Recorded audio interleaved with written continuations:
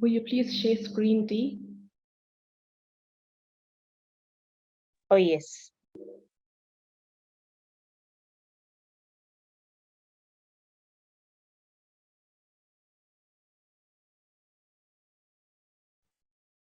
Good morning, everyone. Thank you for coming in. We'll give it about another 2 or 3 minutes for attendees to come through before we start.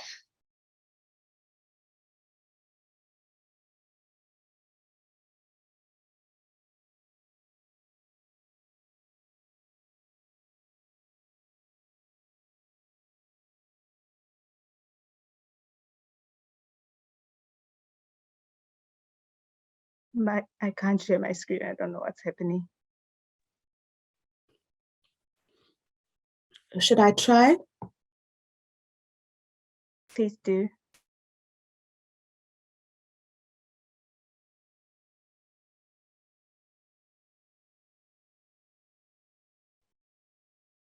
Good morning. Thank you for joining us. We'll start in about 2 or 3 minutes as more colleagues join the webinar. Thank you.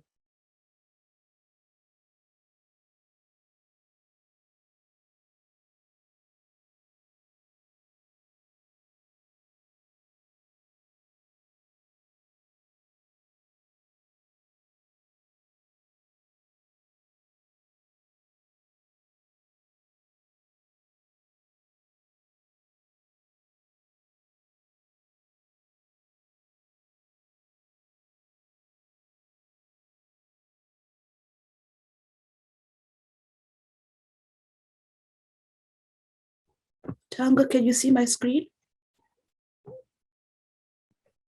Not yet.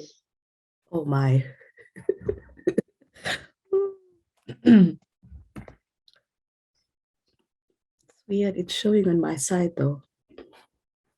Okay.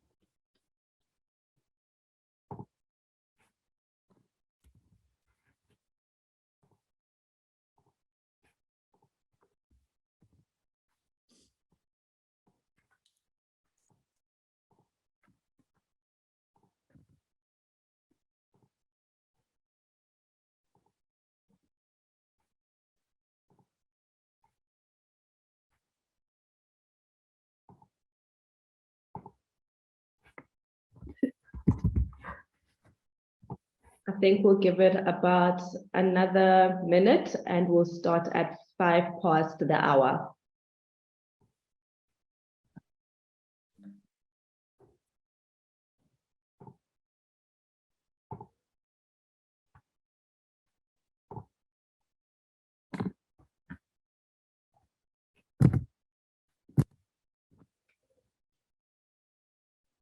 If you can go to the first slide, please, Melanie.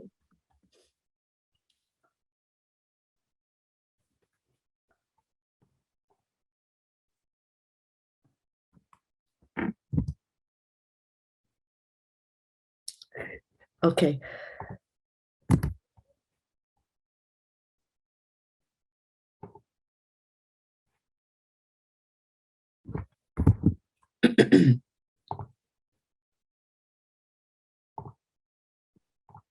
All right, I think we're good to go then. Good morning, everyone. Good morning to all our attendees, and thank you for taking the time out of your busy day to join us this morning. I hope that everyone can hear me well.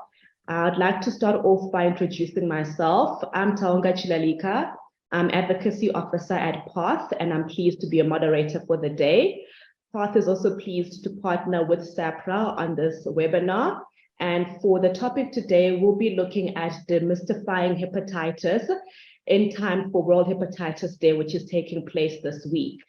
I'll be your moderator, and in order to start, I'll just go ahead and share a few very important and critical facts around hepatitis. So the World Health Organization estimates that there are over 350 million people that are currently living with chronic hepatitis B and C globally. As some of you may know, hepatitis is an inflammation of the liver, which is often caused by hepatitis viruses, namely hepatitis viruses A through to hepatitis virus E. However, hepatitis B and C are the most concerning and cause nearly 8,000 new infections every day. which are mostly going undetected. Again, this is according to the World Health Organization.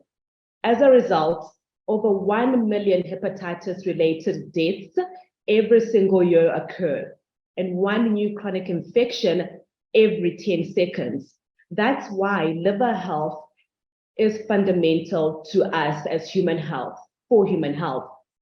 So many hepatitis deaths could actually be prevented because there are vaccines and there are effective treatments for hepatitis B and even a cure for hepatitis C.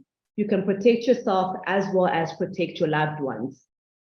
We know that even after diagnosis, the level of treatment and care for people living with hepatitis is astonishingly poor. We estimate that only 10% of people with hepatitis B are diagnosed.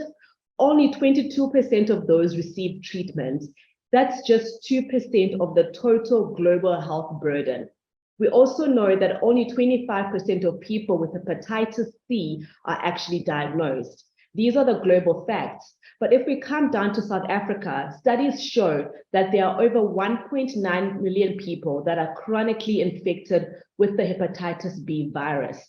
The virus remains a significant burden on public health in South Africa, despite the introduction of infant immunization programs and the availability of treatment. So for the purpose of today's webinar, and in line with Hepatitis Day that's taking place this week, we want to focus on increasing awareness of the cause, symptoms, and the prevention of hepatitis in the country. We want to take this opportunity to share the burden of disease in South Africa. We also want to share emerging opportunities and new technologies that are responding to hepatitis burden within the country. In order to do so, we are joined by an expert team of panelists that have availed themselves to talk to this topic. We are joined by Mr. Dion Poovan, who is a senior manager for regulatory compliance within SAHPRA. We are also joined by Dr. Nishi Pradiyal Singh, who is the principal medical specialist at NICD. And we're also joined by Shalina Munsami, who is the medical technologist at NICD. If our panelists could please kindly put on their videos just for a few seconds so that our attendees can be able to see your faces. Each one of our panelists has a different topic that they will be discussing. Mr. Poovan will look at the overview of SAHPRA as well as regulatory processes. Dr. Pradiyal Singh will look at an overview of viral hepatitis and elimination targets. She'll also look at universal bulk dose, the universal birth dose concept. And Ms. Munsami will look at some of the epidemiological findings on hepatitis B. So without taking up too much time, I'd like to give an opportunity to our first panelists to please go ahead and present on behalf of SAHPRA processes. Mr. Poovan, over to you. Thank you. Sorry, just before Mr. Poovan goes into his topic, I'd also like to share that once our panelists have gone ahead and presented their topics, we'll have an opportunity for the audience to ask questions. If you'd like to ask questions throughout the session, please feel free to use the Q&A function that you're able to see on your screens to pose questions to any of our panelists.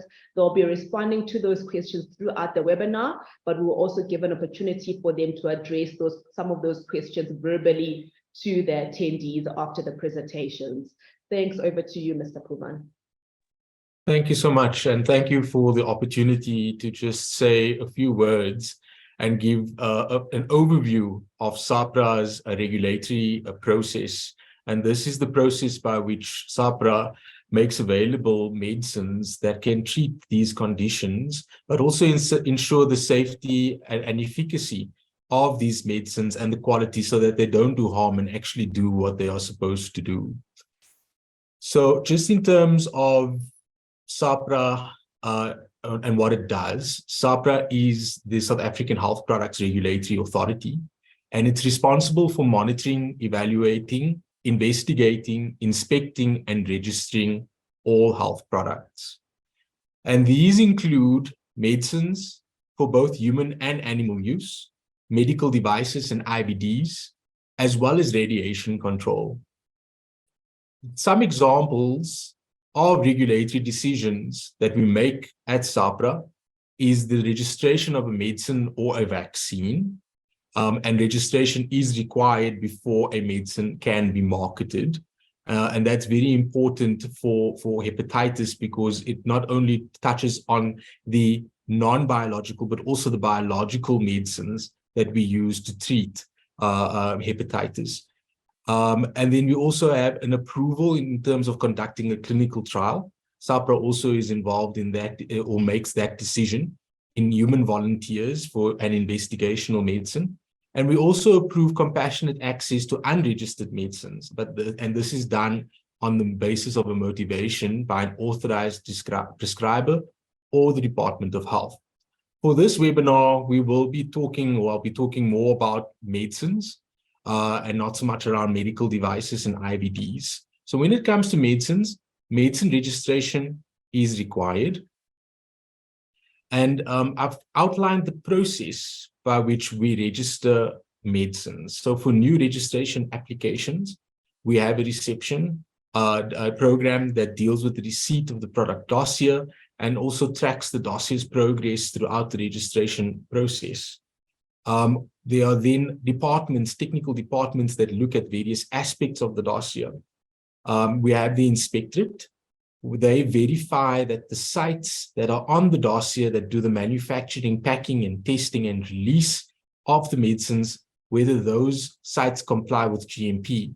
And there's two ways that we can do that. We can either look at the documentation submitted from other regulatory authorities that we align with and that we rely on, and we can accept their certification of the site's GMP. Alternatively, we can go ourselves and go and inspect that site. When it comes to the quality, safety, and efficacy data, this gets analyzed by our pharmaceutical and clinical evaluation management programs. This includes the approval of the name, as well as the scheduling status of the medicine, which talks to its control. We also have the evaluation and approval of the chemistry, manufacture, and controls of the product during the manufacturing process, as well as the evaluation and approval of clinical data. Once we have gone through those processes and reviews by the technical units, there's a final decision that is made on the registration process, on the registration of the product, and we can either produce a registration certificate, which then says that that product is registered, or we can provide a letter of rejection to the applicant. Now, new registration is one aspect of the control of the medicine where we look at everything up front before we register the product. But SAHPRA does have mechanisms in order to ensure that the product maintains its quality, safety, and efficacy throughout its life cycle. So we also have processes of life cycle management, such as review and approval of amendments to products when things change. And we also look at, and we also review and approve amendments to licenses in case licensed facilities or establishments want to change their activities. We also have a post-market surveillance testing system where we sample and test across the supply chain, and we base that sampling based on risk. We have a pharmacovigilance unit, which also monitors the safety of health products to better understand and detect adverse events. And SAHPRA also has the power to recall or withdraw a product that poses a danger to public health. And this can either be done through a SAHPRA-initiated recall or withdrawal, or an applicant-initiated recall or withdrawal. Now, new medicines registration is not the only way that patients can get access to medicines. SAHPRA also, through Section 21 of the Medicines Act, allows for the use of unregistered medicines. This is done on a named patient basis, but Section 21 may also be used to facilitate the use of medicines in a public health emergency. But it is the authority ultimately, which is SAHPRA, that determines what is required for an unregistered medicine to be authorized for use. SAHPRA also manages the clinical trials that are conducted within South Africa, and the clinical trials unit provides the legal framework for the review of clinical trials and bioequivalent studies for human participants, and they recommend the approval of the conduct of clinical trials. When clinical trials are conducted, the unit also provides for authorization for the importation of unregistered medicines that can be used in the clinical trial. Very importantly, any amendments to a clinical trial are also approved by SAHPRA, and it's important that, and we actually check, that these trials are conducted as per good clinical practice and other SAHPRA guidelines. Now, when it comes to controlling the supply chain in South Africa, we have various mechanisms. The first one is the licensing of establishments, which we do according to Section 22C1B of the Medicines Act. And what we license are activities such as manufacture, wholesale, distribution, import, or export. And it's the licensing of medicines, scheduled substances, medical devices, or IVDs. But before we provide somebody with a license, according to the Act, we need to ensure that the site demonstrates good assurance principles and good quality assurance principles, as well as good manufacturing and distribution practices as we determine. When we do inspections in terms of good manufacturing practice, good wholesaling practice, good clinical practice, and recently we are implementing good pharmacovigilance practice in order to ensure that the holders of certificates of registration make sure that there's a quality product through the supply chain. Now, we know that there's control of the legitimate supply chain, but what SAHPRA also does is controls in the illegitimate supply chain. So we have controls in the supply chain, which assist with the detection of substandard and falsified medicines. But in order for us to make sure that these medicines don't come in or are used by the public, we also have jurisdiction in the supply chain, which allows our inspectors entry into any place that has medicines and or health products. And we work with other law enforcement agencies to promote compliance to the Medicines and Related Substances Act. Recently, about a year ago, we also have had border technicians implemented at our regulated ports of entry, which also assists us in ensuring or monitoring what comes into the country and ensuring that substandard, falsified, or unauthorized medicines don't come into South Africa. And as I've mentioned, our other powers is to initiate recalls and destructions. So that's an overview of what SAHPRA does in terms of enabling access to good, safe, quality, efficacious medicines, but also controlling the supply chain to prevent anybody from using medicines that could be of harm to them. Thank you. Thank you, Mr. Poovan, for giving that very thorough overview of some of the processes that SAHPRA follows, especially when it comes to the process that you follow for the registration of medicines, as well as the post-registration frameworks. I think it's really quite interesting to our audience to also hear how SAHPRA is very thoroughly involved in terms of the clinical trial reviews, and as well as some of the information that you've shared around limiting the number of falsified or substandard medicines that can find their way into the country. The most important thing at the end of the day is to ensure that there is safe and efficacious medicines for us as citizens. With that being said, I would like to call on our next speaker, Dr. Parayal Singh. If you could please come and talk about the overview of hepatitis, some of the elimination targets, as well as some of the concepts around birth dose. Over to you, Dr. Singh.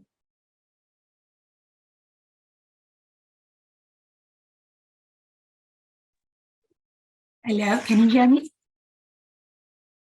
Yes, we can hear you perfectly.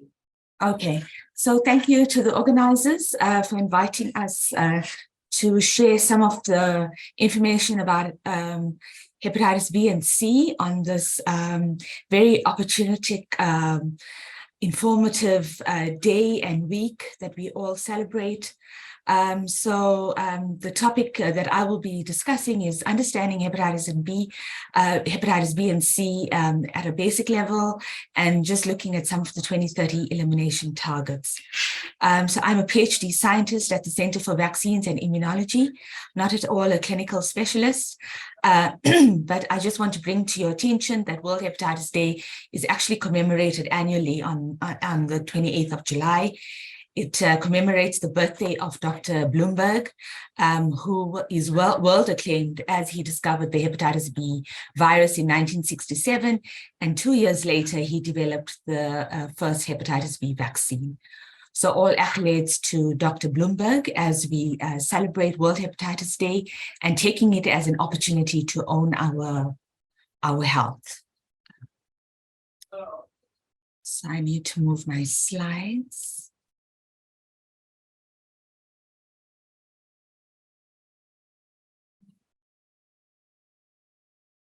Sorry about that. Let me just share again.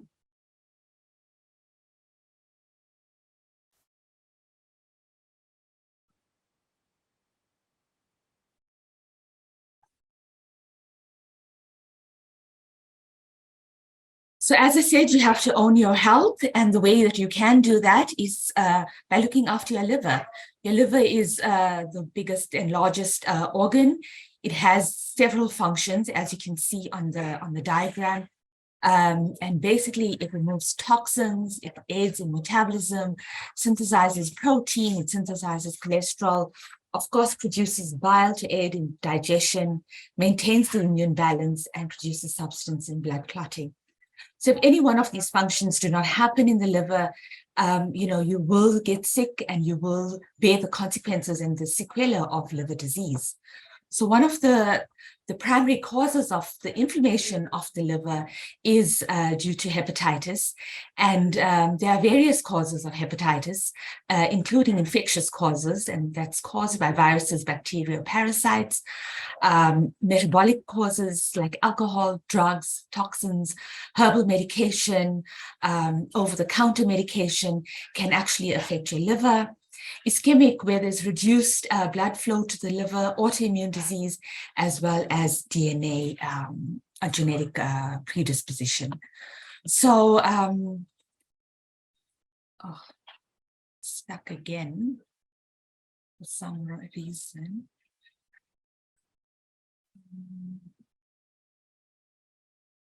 Let me try sharing from my end. I'm sorry, I don't know what's happening on. Let me share from my end. Okay, so should I pause share? Stop share? Stop the video.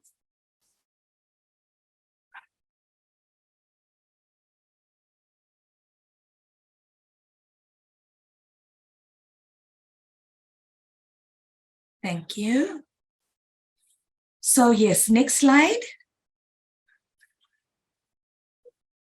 So viral hepatitis is actually one of the most common causes of hepatitis. And it's kind of a complicated scenario because there's so many different viruses that can actually cause inflammation of the liver. So that means they infect the liver, they get into the cells of the liver, and they cause damage. So some of these viruses are hepatitis A, B, C, D, and E. And today we're discussing primarily hepatitis B and C because the burden of disease from these two viruses is extremely large, as I will show you later. So viral hepatitis is contagious. It can spread very easily from one person to the other, considering that their modes of transmission may be different, and I'll come to that in a second. And the symptoms of viral hepatitis are varied. So some people may be completely asymptomatic, while others might have mild symptoms and others might have quite severe symptoms. Next slide, thank you. So hepatitis B and C, also earmarked for elimination, is because it can lead to serious sequelae, such as liver damage, cirrhosis, liver failure, and eventually hepatocellular carcinoma and death. So the liver diagram on the left shows a healthy liver. It looks relatively smooth, and the liver picture on the right shows you a cirrhotic liver with scarring and discoloration and a bit enlarged.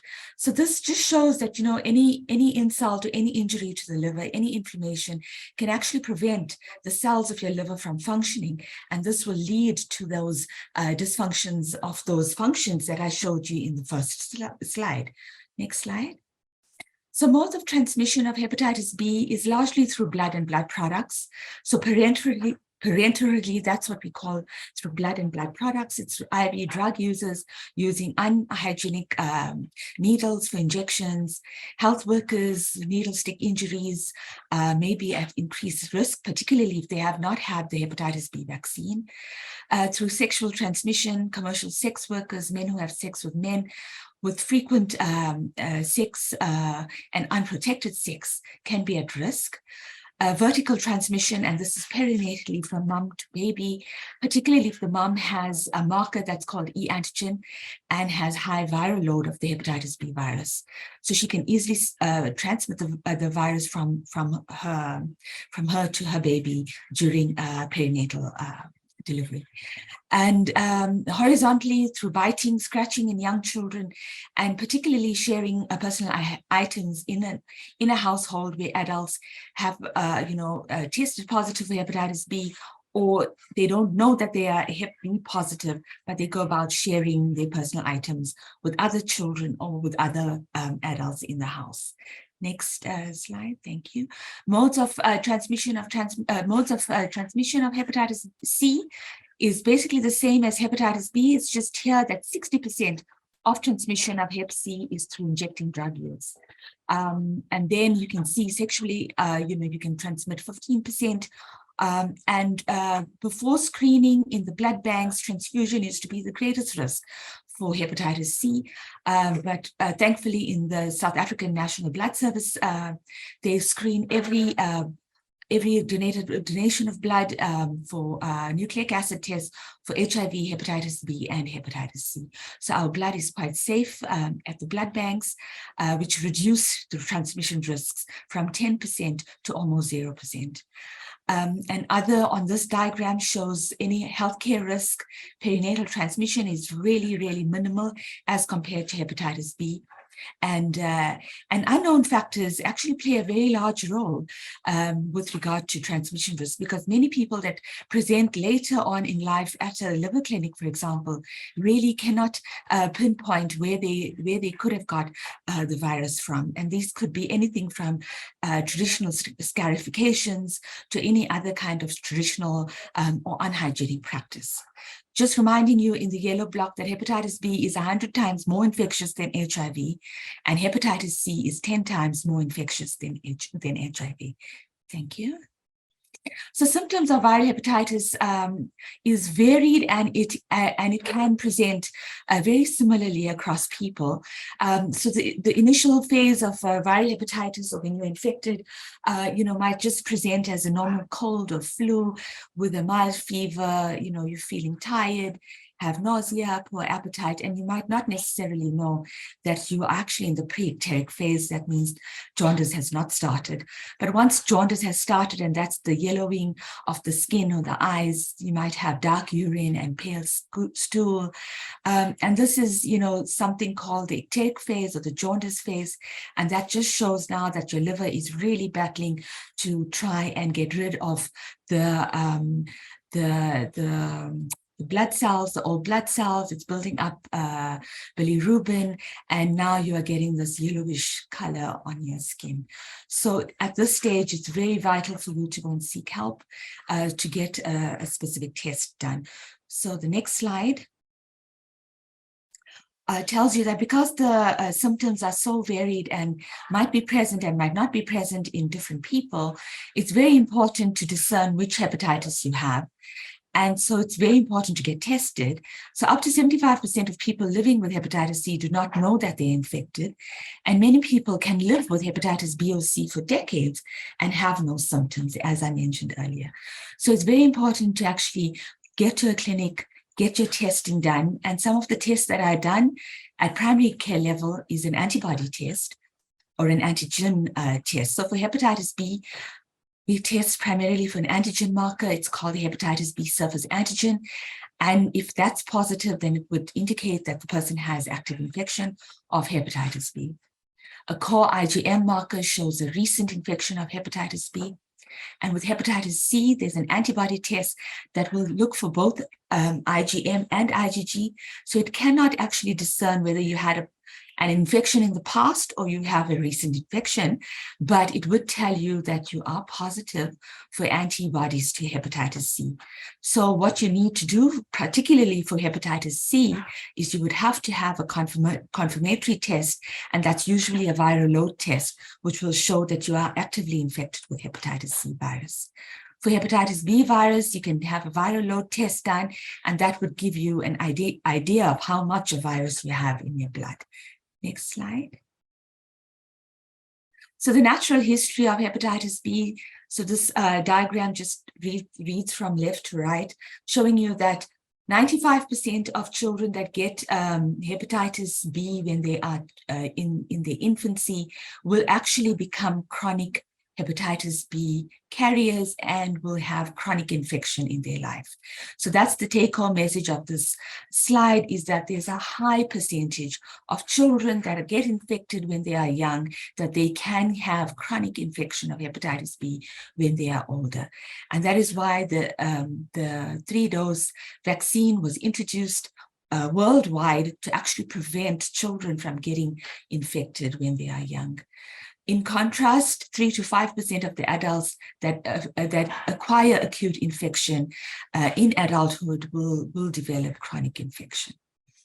And then from chronic infection, you would get chronic hepatitis, and 12 to 25% of the individuals within 5 years will become cirrhotic. And of that, either 15% will have hepatocellular carcinoma or liver cancer, and 20 to 23% in 5 years will have liver failure, all leading to the end result of either a liver transplant or death. Next slide, thank you. With the natural history of hepatitis C is a little bit different, because here a large percentage of adults will actually have chronic hepatitis C. So 85% of individuals that have an acute infection of hepatitis C will have chronic hepatitis C.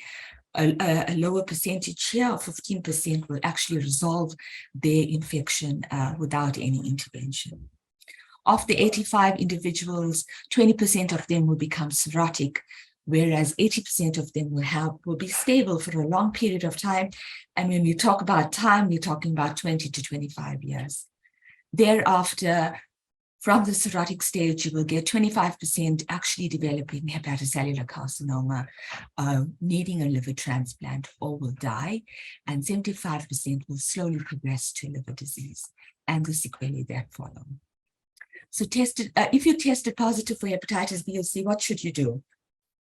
So basically, it's avoid sharing nail clippers, as I said, personal hygiene equipment at home. Be cognizant of the fact that you are positive, for an infection that can lead to chronic infection. So just be safe in your own area, in your own community, and in your own home. Practice safe sex, and for hepatitis B, make sure that everyone in your household gets the hepatitis B vaccine. And after the diagnosis, continue with monitoring and treatment. So treatment for hepatitis B and C, you have to treat chronic hepatitis B or C in order to control the virus and keep it from damaging the liver. And here we have very potent antiviral medications for hepatitis B.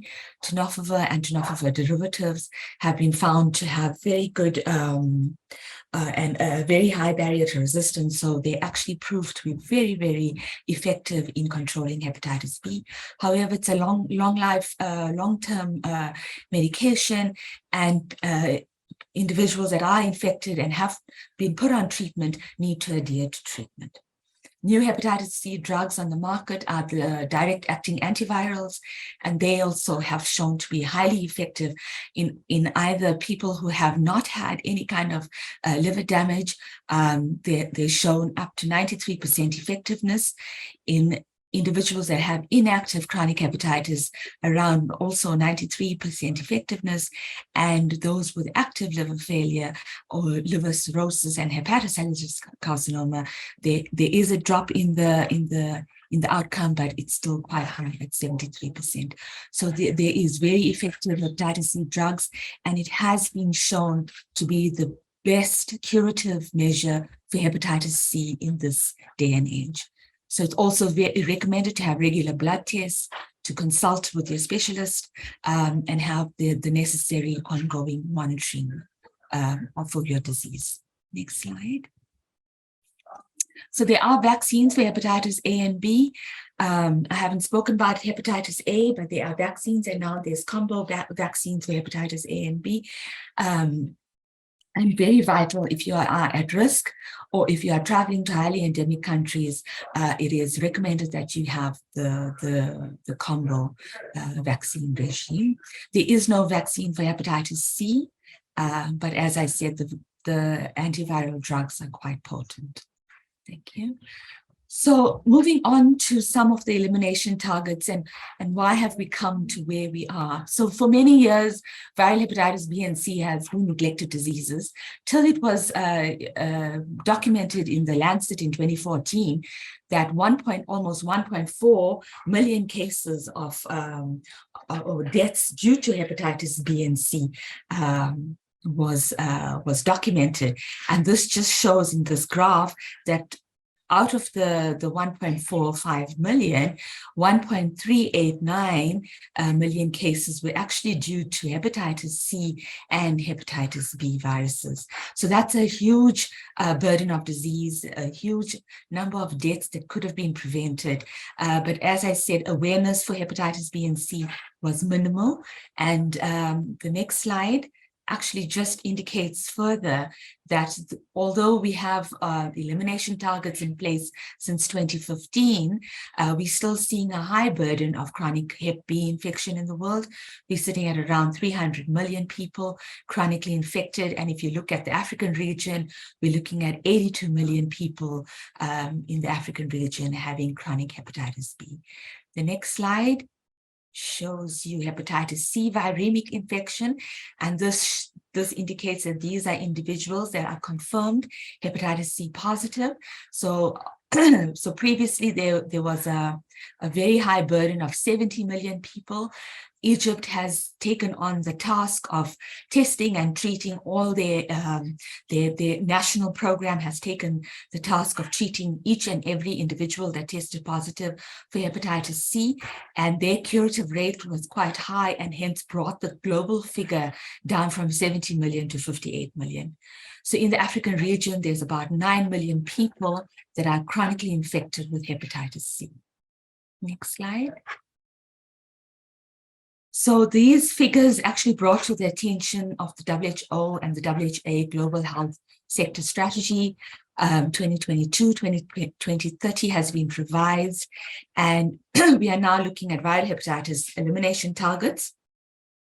So the targets are 90% reduction in incidence. So that means a 95% reduction of new hepatitis B cases, 80% reduction of new hepatitis C virus infection by 2030, 65% reduction in mortality by 2030, 90% of people must be tested by 2030, and 80% of eligible people to be treated by 2030.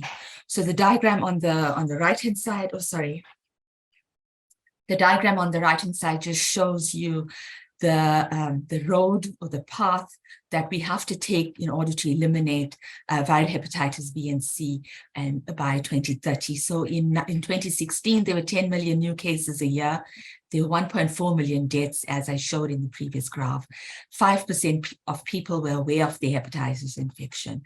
And as we go down the pathway, we really do hope to reach these 90, 65, 90, and 80 targets in order to save 7 million lives. Thank you. Next slide. So the target indicators as per WHO 2022 document shows that at baseline, we had 0.94% of children between the years 0 to 4 years that are surface antigen positive. So our target for 2030 is to reach 0.1%. The number of new hepatitis B cases per year in 2020 was 1.5 million new cases that they saw per year. And our target for 2030 is to reach 178,000 new cases, or 2 per 100,000. The number of new hepatitis C infections per year at baseline was 1.5 million again, and our target for 2030 is to only reach 350,000 new cases, or that interprets to 5 per 100,000. And then we have the number of new hepatitis infections among people who inject drugs. At the moment, in 2020, it was 8 per 100,000. This is global figures, mind you. And by 2030, they want to reduce to 2 per 100,000, to 2 per 100. And the number of people dying from hepatitis B in 2020 was 820,000 deaths. We want to reduce that to 310,000 deaths by 2030. And the number of people dying from hepatitis C per year in 2030 was 290,000, and we do want to bring that down to 140,000 by 2030. So these, as I said, are global indicators, and it is recommended that at country level, they should have a look and see how they can move from baseline, what is their baseline, and how they're going to move from baseline to the 2030 targets. Next slide, thank you. So with regard to the hepatitis B 3-dose vaccine coverage, this is indication from WHO for the South African vaccine coverage over the years from 2011 to 2022. We have not met our 95% vaccine coverage target. As you can see in the early 2011, 2014, we just made it under 80%, and now in 2022, we're looking at around 84% coverage.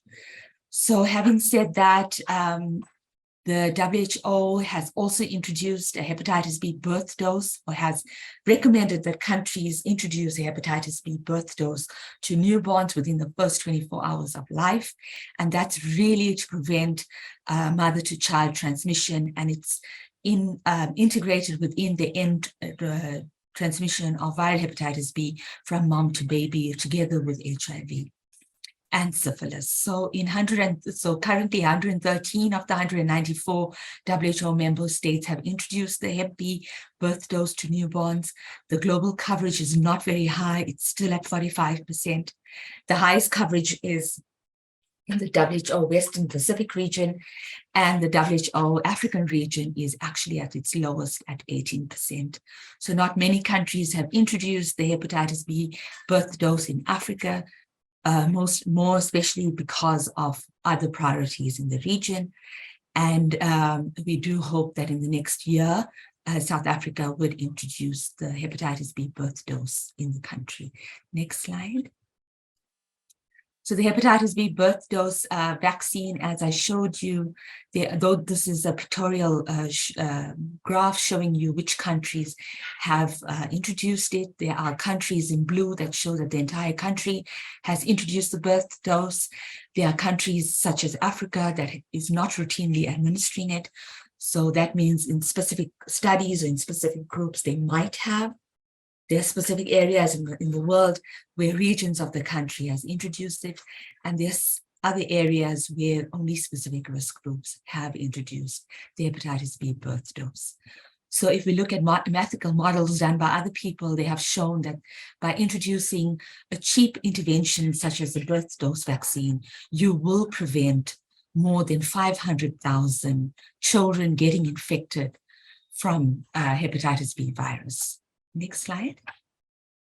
So just to touch on some national hepatitis C seroprevalence in South Africa, and this is data from epidemiologist Jack. He has shown that over the years, the antibody positivity rate for anti-HCV remains around 2% in the country.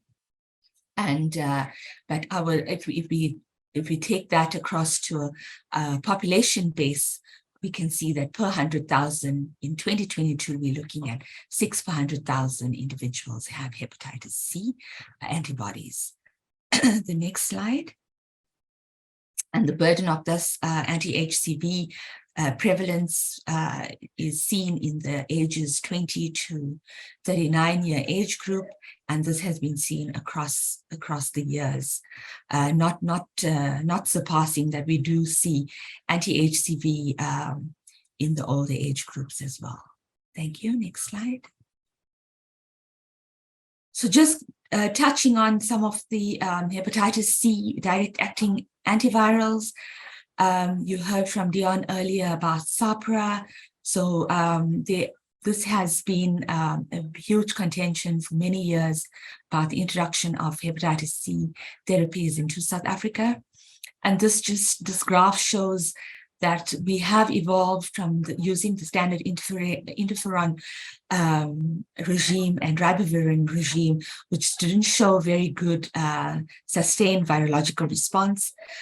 Over the years, we have improved to where we are today, where we have these direct-acting antivirals. They are all oral, they're interferon-free, and they have for 12 weeks, and they have reached around 100% SVR in certain communities. And some of these studies are coming out of South Africa. So these combination therapies are of different inhibitors. So at the moment, I think we're looking at the NS5B inhibitor and an NS5A inhibitor as a combination therapy. These target different sites of the genome of the virus, and they have shown that they can cure hepatitis C. The next slide. So my concluding remarks here is that definitely more needs to be done to increase awareness of viral hepatitis. More needs to be done to increase testing and screening, and also to continue doing follow-up testing of those that test positive for viral hepatitis B or C. And of course, more needs to be done to get these people treated and managed in healthcare so we can meet the 2030 elimination targets for the millions that are infected in South Africa.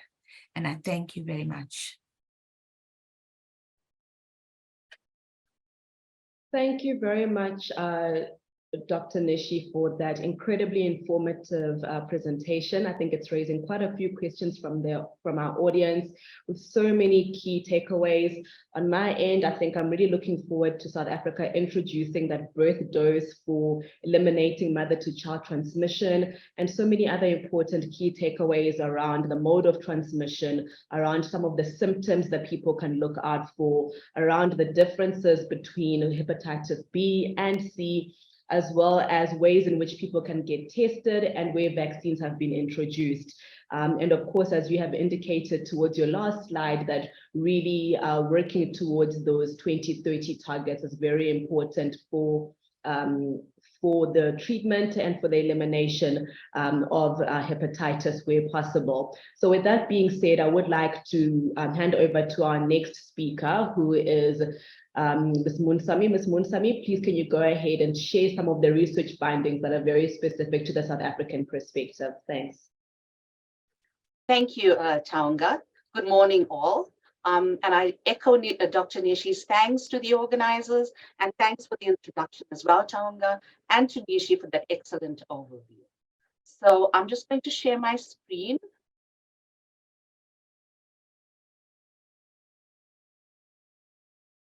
Are you able to see it?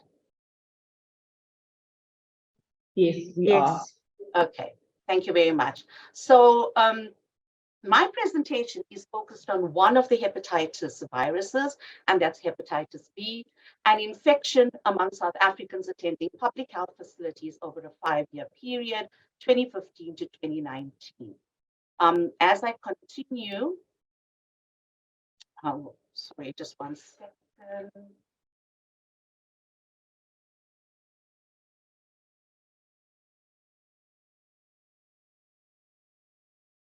Okay, that's fine. Go ahead. All right, so let me proceed. So just a little bit on the layout. I will give you some background and then just to give you some context, and then I will talk on the aim, study population, and the data source for this research that I'm going to present. A little bit of the markers that Dr. Nishi already alluded to, some data analysis, results, and I will do it by province, gender, and age group. women of childbearing age and children under 5 years old. And the latter two also just to look at the probability of vertical transmission. Then summary, concluding remarks, and acknowledgements. So a little bit of background. As we have seen, hepatitis B is a potentially life-threatening viral infection of the liver, and it remains a global public health concern. The common transmission routes, as Dr. Nishi already alluded to, are sexual contact, intravenous drug use, and vertical transmission from mother to child. So infection can cause acute, which is a short-term illness for up to about 6 months, and chronic, which is persistent disease, 6 months up to lifelong. The risk of progression to chronicity, it decreases with age, meaning that infants have the highest risk of developing chronic infections at around 70 to 90%, and older individuals have a much less risk at 1 to 10%. Infected individuals have a 15 to 40% lifetime risk of cirrhosis, which is scarred liver tissue, permanent scarring, and liver failure or carcinoma, which is a liver cancer. Presently, there is no known cure for chronic hepatitis B infection. However, progression can be managed with various treatment options, and resolution of infection can occur naturally or through treatment interventions in around 2% of chronic infections. So testing for hepatitis B, surface antigen is the first marker to appear. It is used to diagnose infection, and it is a marker of active infection. Its presence indicates that a person is infectious, and if it persists for more than 6 months, it indicates a chronic infection.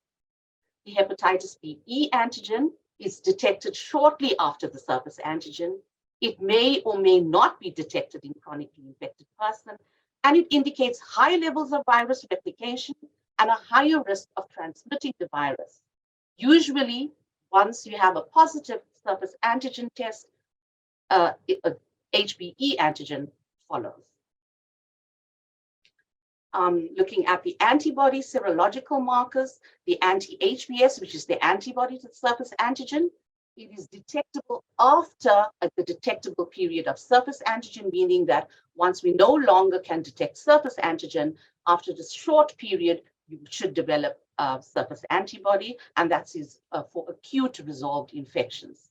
So again, its presence indicates immunity to hepatitis B, and this is either through natural infection or following immunization. The levels do drop over time. So the antibody to the core, the anti-HBC IgM is the anti-HB core IgM. It is a marker for acute hepatitis B infection. That is, people that are recently infected will have detectable levels of anti-HBC IgM. However, low levels may be detected in chronic infections during flares. And then we have the anti-HB core total, which indicates immunity to hepatitis B disease, and that is acquired after natural infection. At present, it is not present in individuals who are immune through vaccination only. Anti-HBe is the antibody to the E antigen, and it's detected after detectable period of HBe antigen. So putting all this together, just looking at S antigen, anti-HBs, and anti-HBC total, you will see if these three are all negative, it indicates that you are not immune, you are not protected, and you have never been infected, but you are at risk of infection. And therefore, it is critical that to get vaccinated. If you have anti-HBs and anti-HBC total, but you are negative for S antigen, it means you are immune and protected. And this is due to natural infection. You have recovered, you cannot infect others, and you don't need to take the vaccine. If only the anti-HBs is positive, you are immune and protected, and this indicates that you are protected through vaccination. You don't have the virus, you've never been infected, and no vaccine is needed.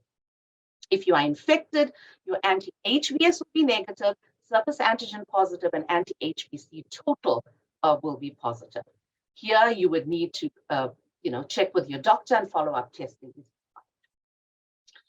So the next slide is a little bit busy. Don't focus on it too much, really just to show the difference between an acute and chronic infection, in that in an acute resolved infection, you would have loss of HBs antigen, which is the blue arrow, and you would have achieved immunity. I'm showing here with the great arrow with production of development of anti-HBs.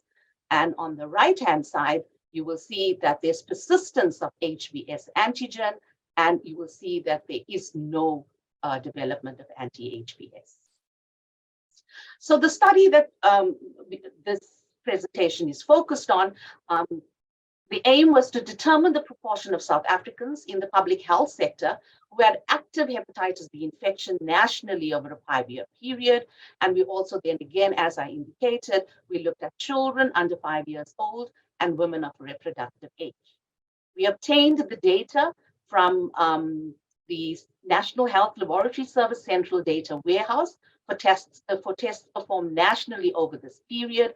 And the NHLS CDW is the national repository for laboratory data from the public health sector of South Africa, which serves over 80% of the country's population. So just looking at these two data sets, that's the S antigen and E antigen data sets, because we are actually not looking at the other markers because we are really focusing here on infection status. So looking at the data sets, for the HBs antigen data set, we had records of over 2.3 million. These records, however, did include duplicate cases that were tested more than once. It also involved, once we deduplicated the database, the total number of patients as the line list was about close to 2 million.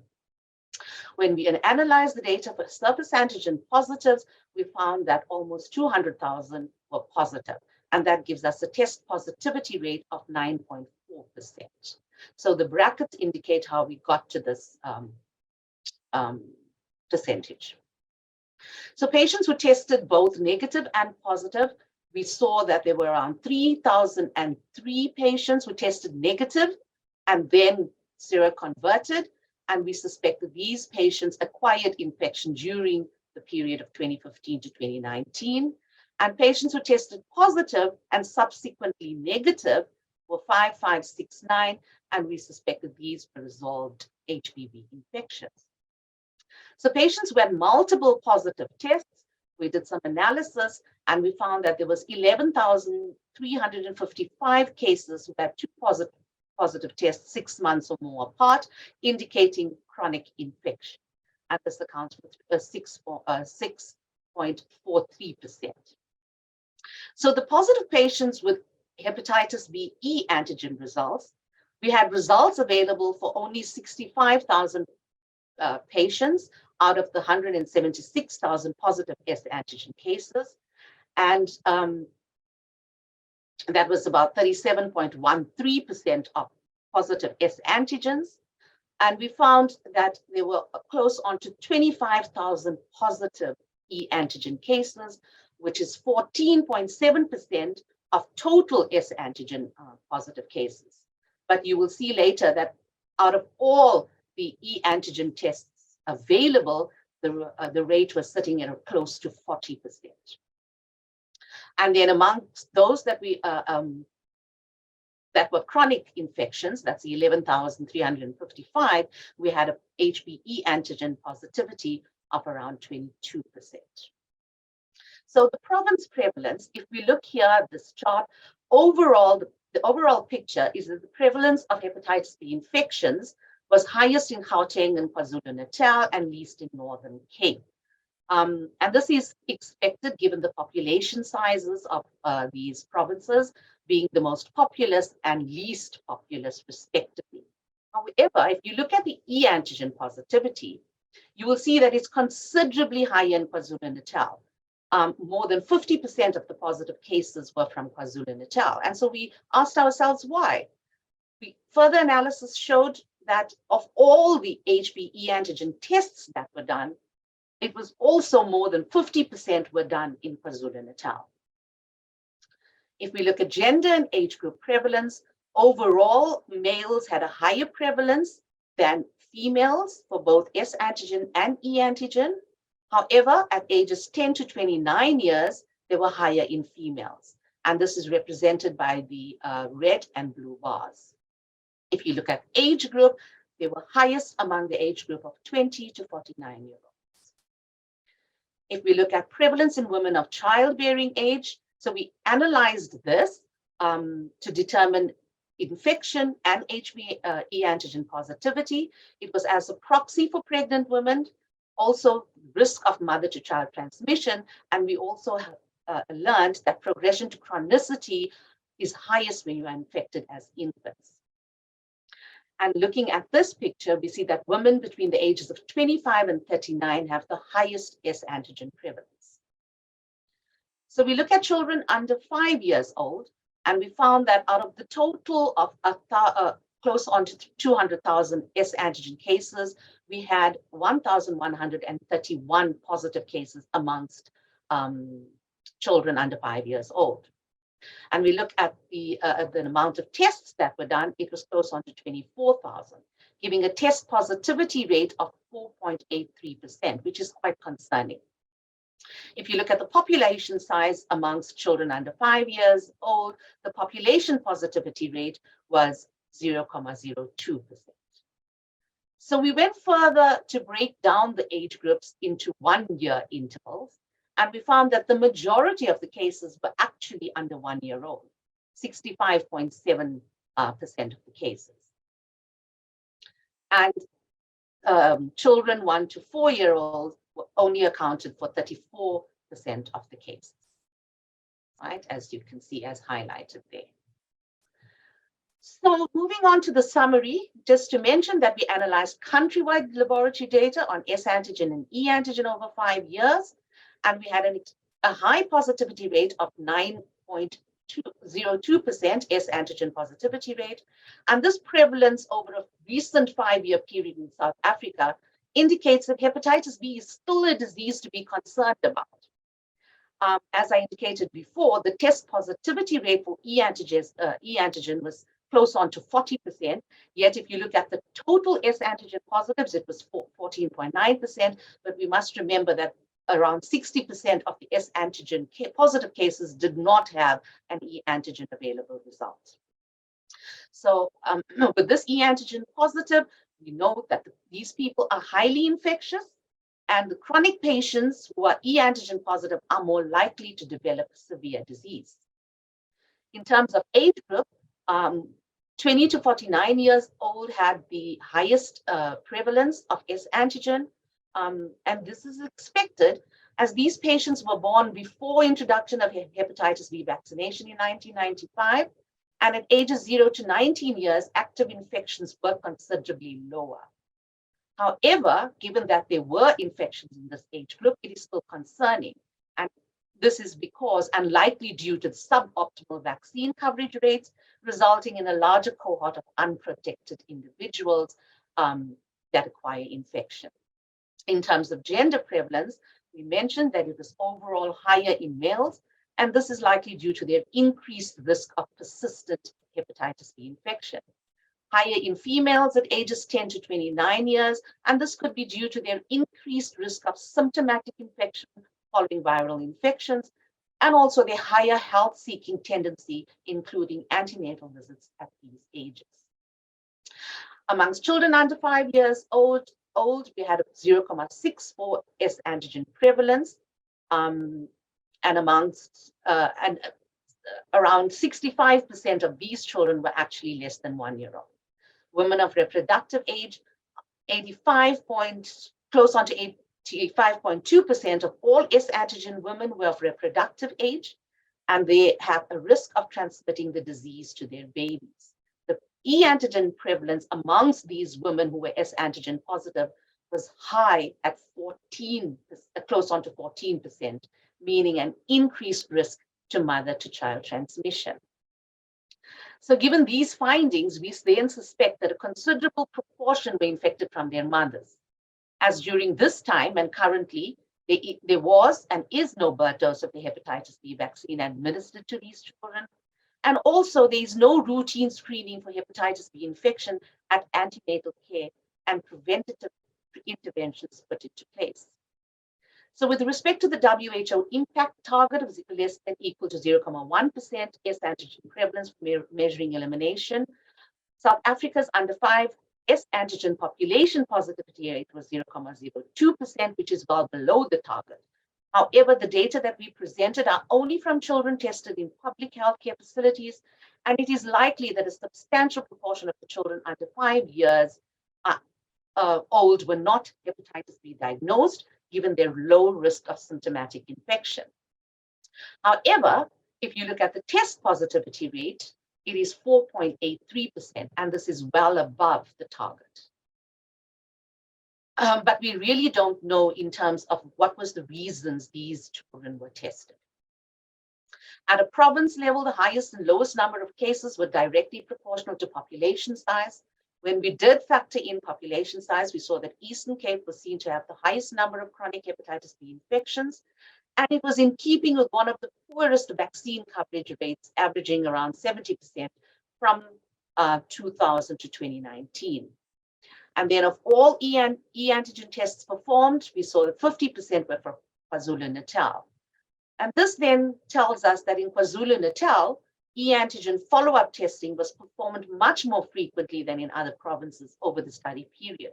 And that could be likely related to the testing facility and the testing practices. We are aware that in South Africa, provincial public health disparities exist, including vaccine coverage rates.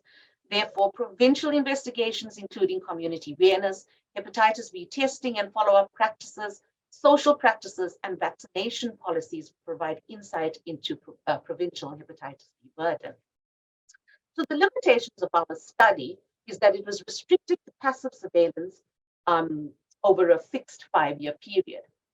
Our numbers represent minimum estimates, as population prevalence rates include South Africa's total population as a denominator, and our findings are from individuals attending only public healthcare facilities.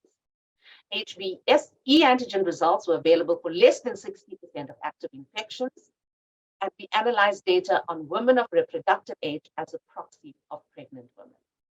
Positivity among infants may be associated with transient positivity following vaccination rather than active hepatitis B infection. Again, although reasons for testing in this age group were unclear and we did not have vaccination data. Our data was not linked to HIV status, and we therefore cannot report on hepatitis B and HIV co-infection or relate our findings to other studies reporting the same. But the strength of our study is that we interrogated a robust, nationally representative public health dataset comprising over 2 million records. So the concluding key messages is that optimal infant vaccination, inclusive of a birth dose, is key to hepatitis B elimination and reducing the burden of hepatitis B chronicity. And to further reduce the risk of mother-to-child transmission, routine hepatitis B screening of pregnant women attending antenatal clinics should become a norm, with appropriate maternal antiviral therapy administered as applicable. Also, early identification of hepatitis B chronicity is fundamental in reducing the risk of liver cirrhosis and hepatocellular carcinoma through appropriate treatment interventions. I mean, just to mention, that's not on the slide, what is extremely important to note is that currently in 2023, only individuals up to the age of 28 would have been vaccine eligible as infants, meaning that persons over the age of 28 years old would not have received the vaccine as infants. I'm specifically referring to the public health sector here. And therefore, there's a large proportion of individuals who remain at risk of infection with hepatitis B virus. And as we have seen, there is a large population that is infected and can transmit the virus. So this is particularly concerning given the WHO elimination goals that Dr. Nishi alluded to earlier. Thank you very much. Thank you, Shalina, for the very informative presentation.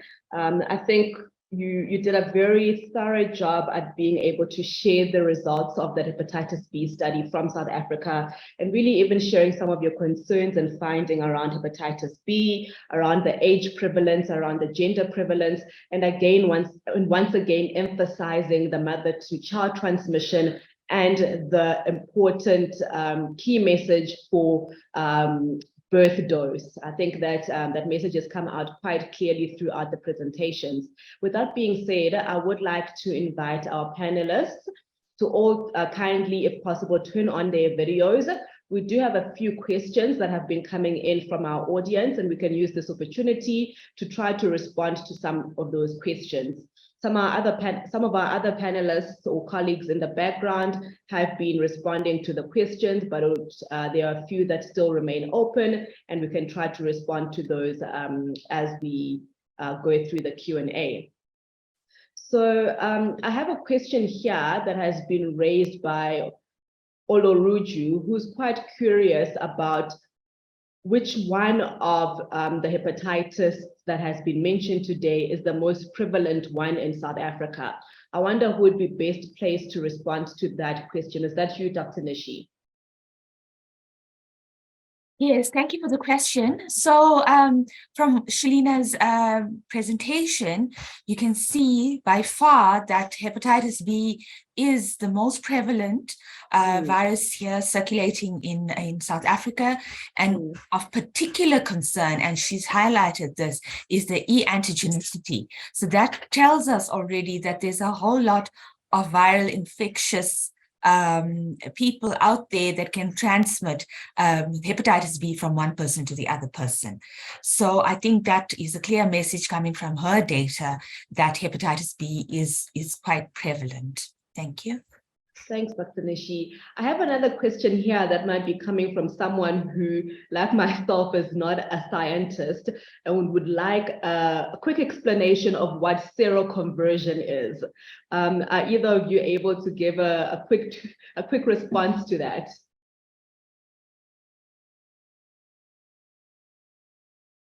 Shalina? I think, Nishi, you want me to go ahead? Yes, Maybe, go ahead, please. All right. Okay. So if you're referring to, so seroconversion in terms of infection, if we start and if we look at hepatitis B surface antigen being the first marker to come up, you can seroconvert to becoming immune. So where you will, after a period of time, develop antibodies. But it could also mean from being negative to becoming positive after infection. So I'm not sure if they need any further details or further clarity on this. So it's just from non-detectable to detectable level, marker levels. So I think that sounds perfect. I think our anonymous respondent will appreciate that response. I have another question here that I think, Dr. Nishi, you might have already touched on in your presentation around, except for vaccination, what else can be done? You did touch on other forms of treatment in your presentation. So if you could quickly also just add to that and re-emphasize what you presented to us, please. So with regard to the antiviral therapies, I mentioned tenofovir seems to be the go-to medication at the moment, and importantly, it can can be used for HIV and HBV co-infected individuals. So that is currently the regime now. If you are HIV infected, you are tested for hepatitis B, and you are placed on tenofovir for both viruses. So that has shown very, very good and effective results. And there's a combo therapy there as well. You can add lamivudine to the mix, and that is particularly for the hepatitis B DNA genome. So both have been very, very effective, as I said, in the HIV and HBV communities. So yeah, the caveat here is that if you are not, so currently, yeah, if you are not HIV infected, and you won't know what your status of HBV is, because there's no testing unless you're presenting at a healthcare facility sick, and then you will be tested for the virus. But if you are HIV infected, then as a proxy, you'll have an HBV test. And that's also in the antenatal clinic. The other thing is, I spoke about the direct acting antivirals for hepatitis C. I did mention, so there are the combo therapies there using the NS5A inhibitor as well as the NS5B inhibitor, and those have shown very, very good results. Thanks. Over and above, I think there was a question there also relating to people and let me just see if I can look at it. Was this the one on if living conditions and personal hygiene have any role to play? Yeah, so except for, yeah, as I said, the hepatitis B vaccine is by far the best route to go to prevent you from getting hepatitis B. But, you know, if you miss the opportunity and you're at risk, I would advise people to get the hepatitis B adult dose. That's 3 doses at 0, 1, and 6 months.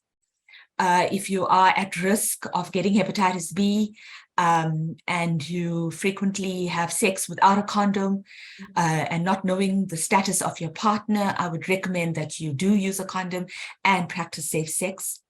As I mentioned before, in the people who inject drugs or people who use drugs, just be aware that hepatitis B is a DNA virus. It can last for long periods of time on equipment, on needles, on injecting equipment. It can also last for long periods of time on nasal equipment. So if you are sniffing cocaine and you hurt yourself while sniffing, you can introduce hepatitis B from the shared cocaine straw into your nostril that is bleeding. You can get hepatitis B in that way. So just some of those, preventative criteria that you should bear in mind when you are in any of these risk categories that I had indicated earlier. Thank you. Thanks, Dr. Nishi. I think that really does help to respond to our questions, taking into account some of the antivirals and some of the combination therapies that you have shared, as well as some of the preventative measures that you have just touched on. There are a couple of other questions that I have. I think this one seems like a repetition around some of the treatments. You've already touched on that. And there are a few others that have been responded to, but I think it would be useful for those that can't see the questions to again touch on those. Someone was asking here that if a person donates blood and it is found that they have hepatitis or they have HIV, are they contacted and told about their status? Yes, so they should receive a notification or communication confidentially from the blood bank to say that your test result came out positive. Please consult your clinician. Taking this the letter that they would give you to actually go and consult with a clinician or a specialist and take your diagnoses further. Thanks for clarifying that. I think from as far as the actual presentations are concerned, those are the few questions that I have. The other question was around the availability of the slides after this conversation. And I think our colleagues, our communications colleagues from SAHPRA, Yuvan and Melanie have both responded to that the webinar will be available on the SAHPRA website by the end of this week. And Melanie has also shared the link to the website, which is the SAHPRA.org website. Under their events tab, you'll be able to find a recording of this webinar.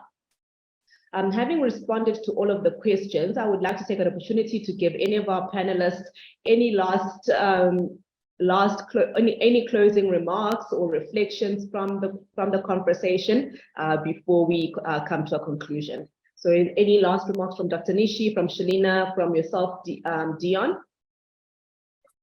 Thank you very much. I really appreciate the conversations, the questions, and I really do hope that the webinar made sense as a whole. I really do hope that those that attended would actually spread the message of how important viral hepatitis B and C is, how infectious it is, and the ways that we can prevent it. Hepatitis C, as I said, there's no vaccine. So you rather, prevent getting the disease at all than, getting onto these somewhat expensive medication and possibly having some liver sequelae down the line when you are older. So really do spread the message. Thank you. Thanks, Dr. Nishi. Shalina, on your end, or Dion? Okay, I'll go. So thank you. And again, I echo Dr. Nishi's words. And my concluding remarks actually is what we need to focus on, especially given the fact that individuals over the age of 28 years would not have received the vaccine as infants. And we need to be, just extra careful, considering that there is a huge burden of hepatitis B in South Africa. So thank you, and thank you for everyone for this opportunity. And yes, we hope that it was interesting and people have learned a lot. Thank you. Yeah, I'd also just echo what my previous two colleagues have said, and I think one of the main messages here is that we can prevent this by doing certain things, and also one of the key messages that from a SAHPRA perspective is that we do take into account what public health needs are when it comes to enabling access to medicines, and also, getting your medication from the proper supply chains is actually very important to ensure that you actually get a medicine that is safe, of quality, and efficacious. And I really do hope that the messages that we have here today will spread. Thank you. Thanks, Dion. From our SAHPRA colleagues and from us at PATH, we would really like to take this opportunity to thank our attendees. Thank you to the participants. Thank you for the questions that you have raised to our panelists, and also most importantly, thank our panelists for availing themselves to this platform to have this conversation. I don't think that it's often that we are able to have a conversation around hepatitis B, C, or any of the other types of hepatitis. And in commemorating World Hepatitis Day this week or this Friday, I think it's a great opportunity for us to really have that conversation, to understand where we are as a country, what the data is showing us, what the prevalent rates are, what the gender prevalence is, or what are some of the treatment options, what are the vaccines that are available, and what are the World Health Organization recommendations as well as targets. This has been a thoroughly informative discussion, thoroughly informative presentation, and we look forward to continuing this conversation on our social media platforms. If you're not already following the SAHPRA social media pages on Twitter and on LinkedIn and all of the other major social media outlets, please feel free to do so and follow and continue the conversation there.